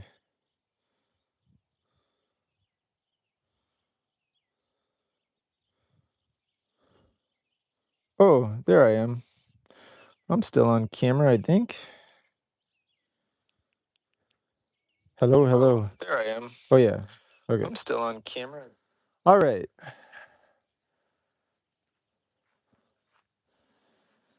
Well, back to pulling. But man, I'm making progress, dude. Making some progress. Ugh.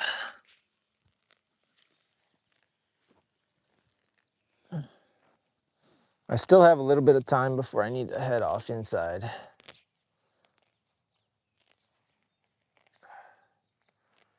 Still a little bit of time.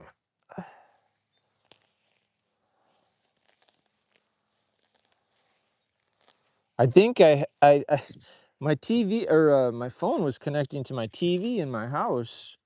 So my kid was probably in there wondering what dad's out there live streaming.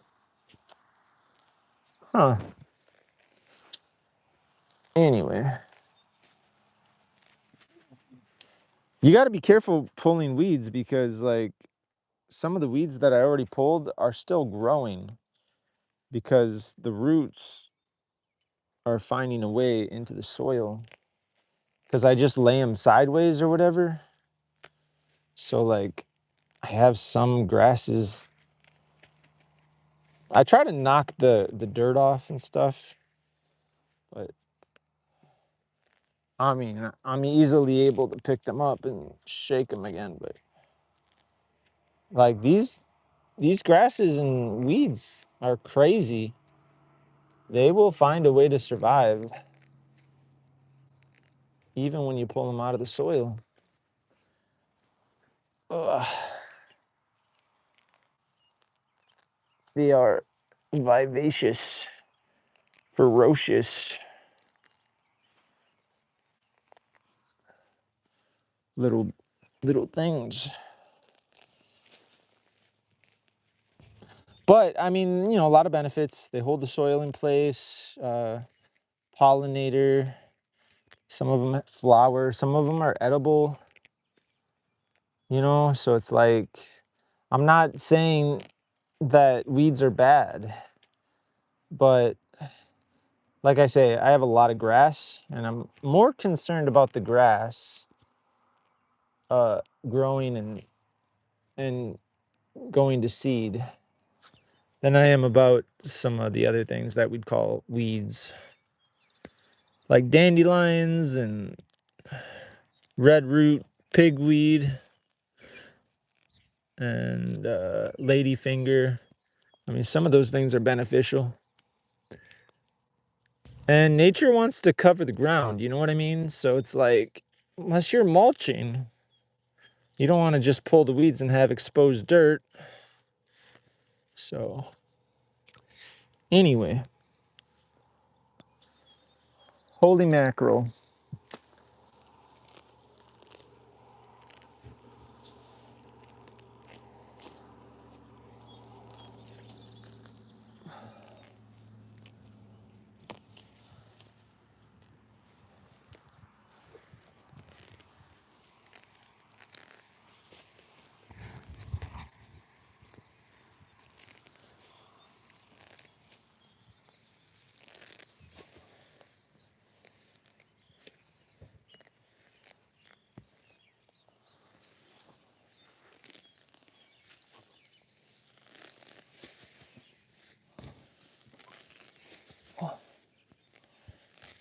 Pulling weeds.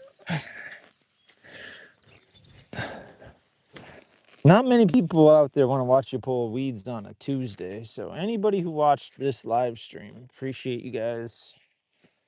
Thank you for supporting my mission to figure life out and pull weeds at the same time.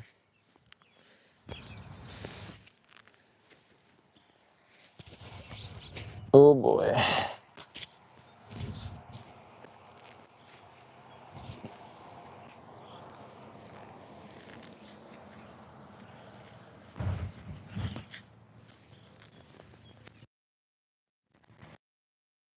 Pulling weeds.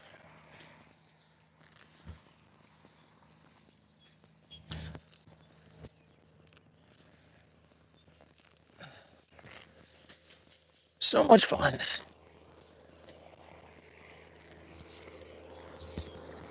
I think I definitely already made, so I'm feeling that's for sure. Just gonna keep telling myself that I feel good. I feel great about it.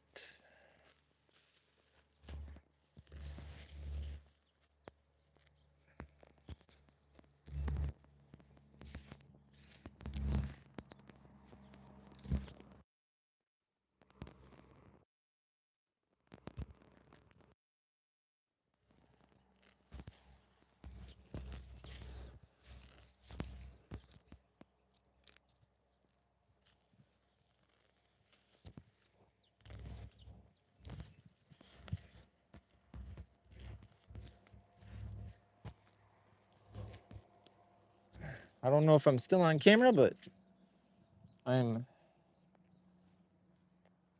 very much so pulling weeds, even if I'm just off the camera.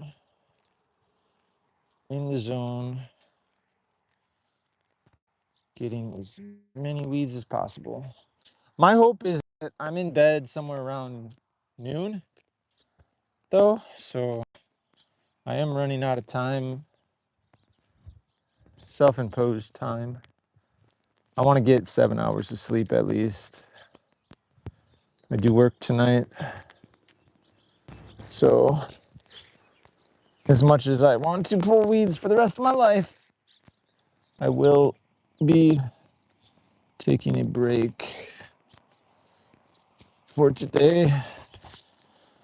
Oh, it feels good to lay down. Maybe I shouldn't do this right now. It feels really good. I could almost, if on the dirt, I don't know what would be crawling in my mouth though, but I think I could. I'd get a big old sunburn, but I think I could fall asleep.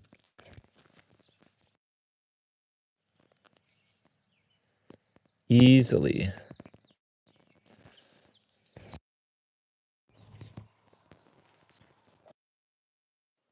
All right.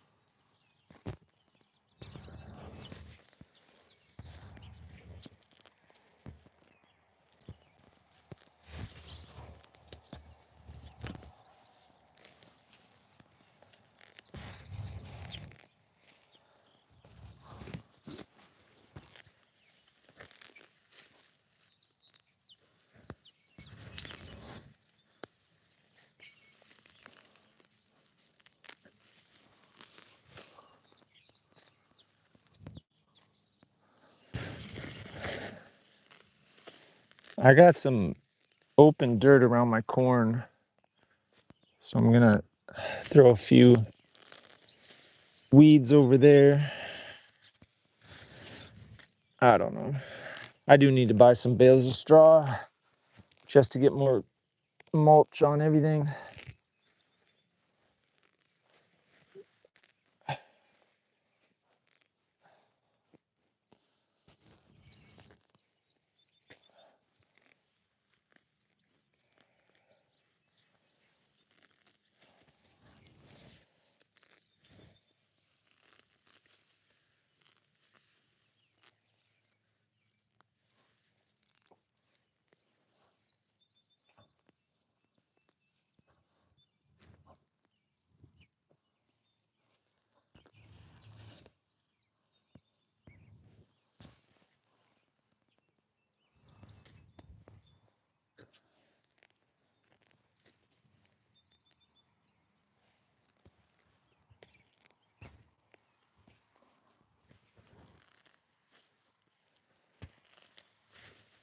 Pulling weeds, guys. If I'm not on camera, I am vigorously pulling weeds. Let's see. I am tiring out. What can I talk about to make things more interesting? I don't know. Apparently, if you say controversial things, that's good, but I don't want to talk about controversial things. Unless it's weeding. That could be controversial, actually.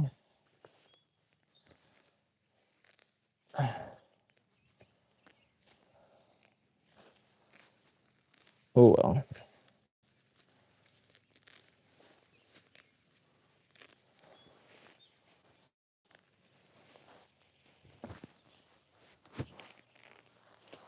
Yeah, I'm making really good progress. Can't complain. Oh, I would like to do some push-ups before I go to bed. I would like to hit 18 just to prove that I can do it 2 days in a row, because that is the number I need to hit. But I also need to work on push-ups or sit-ups, and I only have 7 days, which it's gonna be hard. Like, I am going to be grunting, dude, but I can't give up even if it hurts.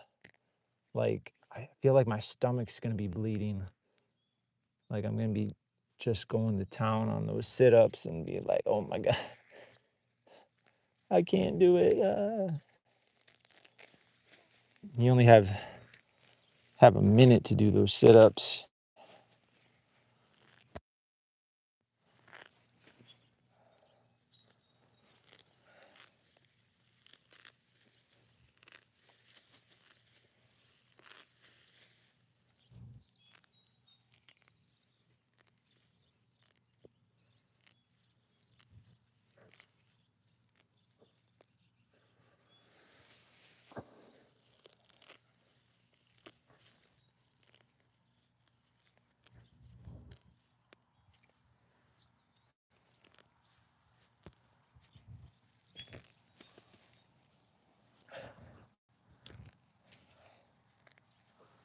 I don't know. I don't wanna give up yet, but I feel like I need to. I feel like I need to go do some push-ups and sit-ups and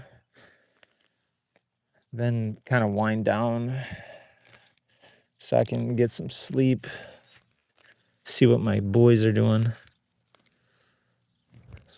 Feel like it's time.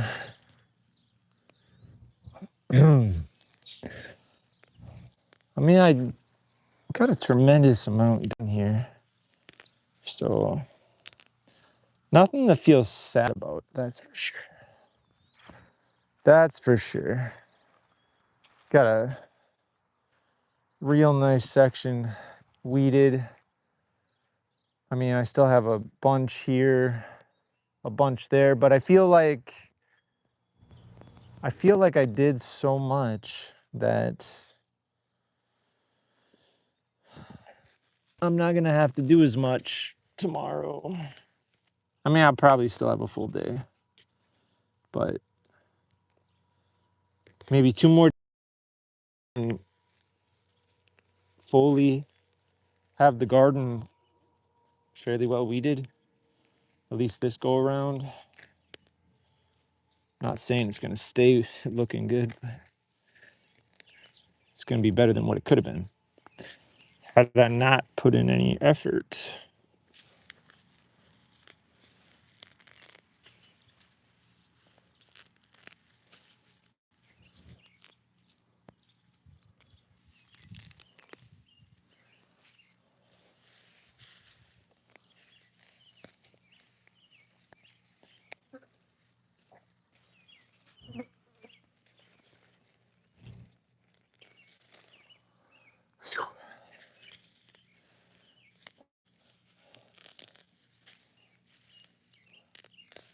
I don't know, man.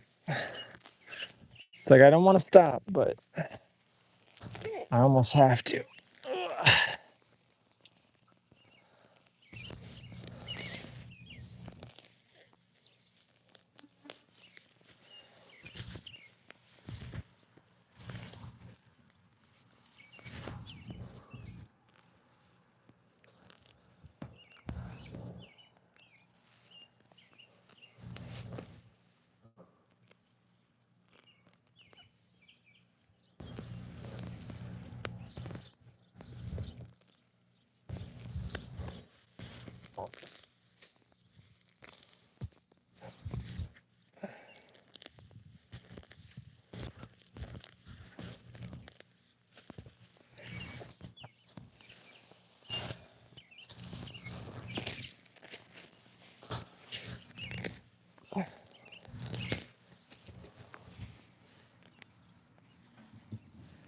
Man, there's a tangle of grass over here.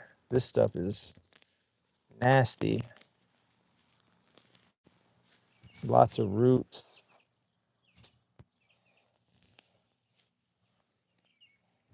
This stuff's gonna come back.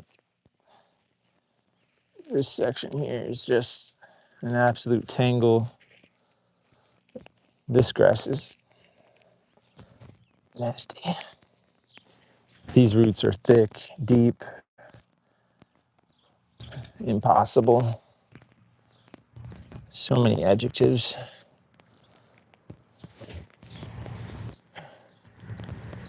Holy cow. Yeah. I don't think I'm going to be able to weed this section that great.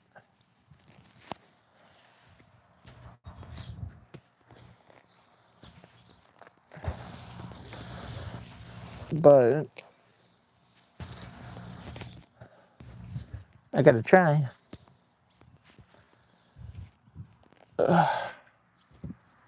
Yeah, I don't know. I'm tired. What do you guys think? Am I safe to call it? We got one person watching. We got one comment. Kind of a slow day. It's 11 o'clock. You guys wouldn't blame me for quitting, would you?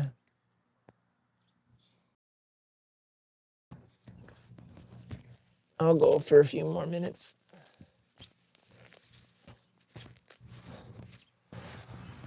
Let's see. I'm gonna go over here. It's pretty thick and nasty. And this stuff is coming out pretty easy, so let me try to get another decent section.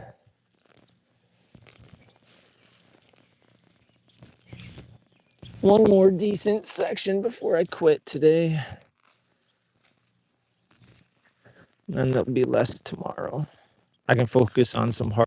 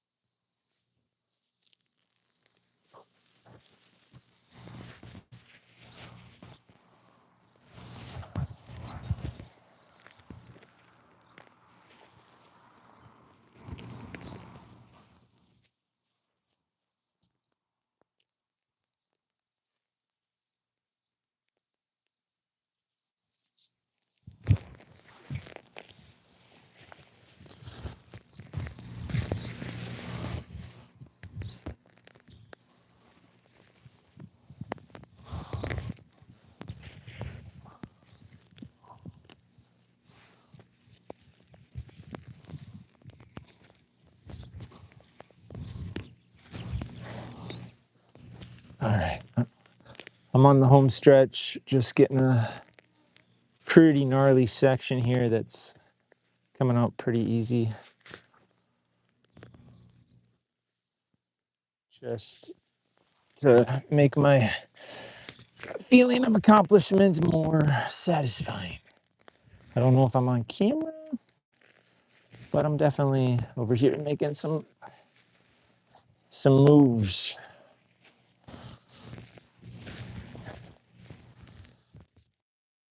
Just kind of getting the bulk. I'm not going to do any fine weeding over here. I'm just trying to get as much as I can, as quick as I can. Then I'll come back through and get all the little tiny stuff tomorrow, unless I'm busy. Sometimes things change, so I'm not sure what tomorrow will bring, but hopefully I can get out here and finish this job.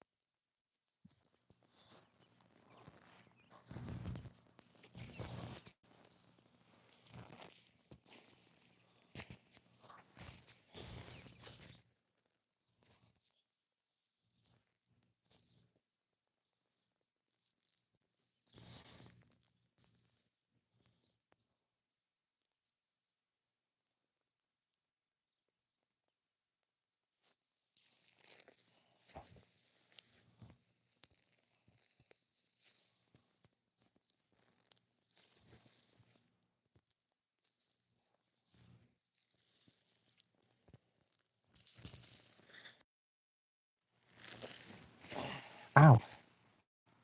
Dude, there's a rock here. My thumb on.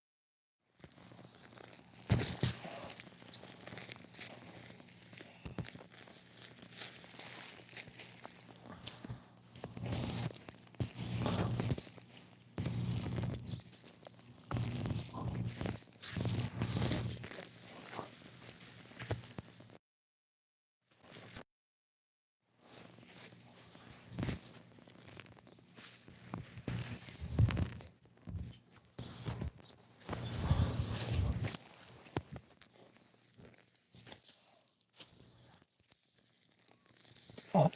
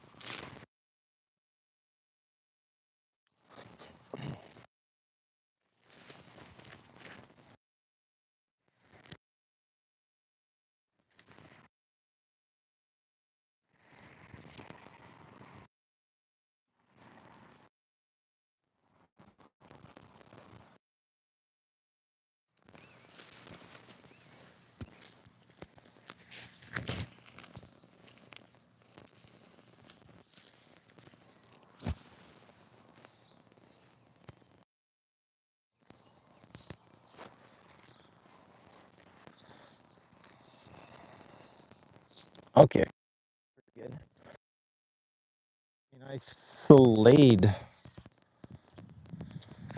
I slayed a lot today. Still have a lot more to go, but I feel like pretty good about the progress.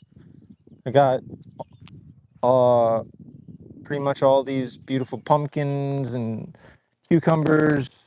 I got a bunch of tall stuff there. I'll have more to do tomorrow, but I feel like I could almost finish it tomorrow.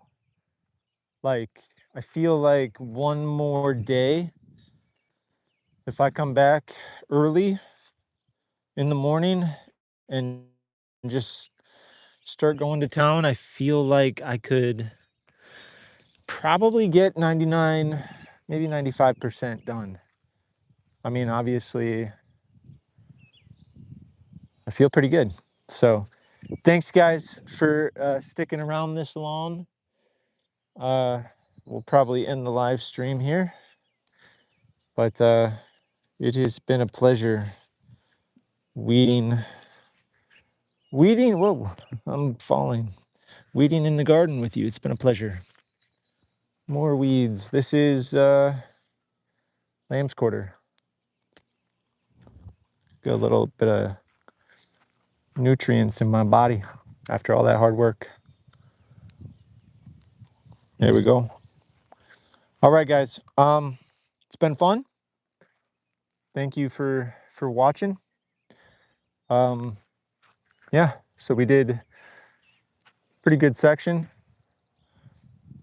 A lot more to go, but I gotta go off and get some rest. Holy cow. I can't walk by this. That came out way too easy. I'm just gonna pull a little bit more. You can eat this stuff, dude. I'm gonna wash this off. I'm gonna eat this whole thing inside my house. It's edible. I'll wash it off. What is this, parslane? This is parslane, guys. I'm gonna eat it, but I'm gonna clean it off. So anyway, that's the live stream. Thank you for watching. Please subscribe, comment, and yeah, let's see you back here tomorrow where we're gonna weed some more. All right.